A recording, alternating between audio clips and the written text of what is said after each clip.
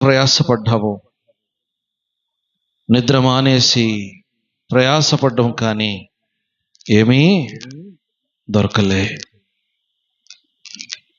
ఇది నాన్న యవనస్తురాలు ఎంతో మంది వారి ప్రయాసము, వారి యవనము మానేసి ఏదో చేయాలి, ఏదో సాధించాలని కూడా వారు తపన పడుతున్నారు, కానీ సాధించలేకపోతున్నారు. కానీ యేసు ప్రభు ఒక మాట అన్నాడు పేతురుతో, నీ వల కుడి వైపున వేయమన్నాడు. వలను కడుక్కున్న తర్వాత, తన హృదయాన్ని శుద్ధి చేసుకున్న తర్వాత, ఇదిగో కడుక్కున్న తర్వాత ప్రభు మాట విని లోబడినప్పుడు, ఇదిగో ఆ వల వేసినప్పుడు వల పిగిలిపోయేలాగున్న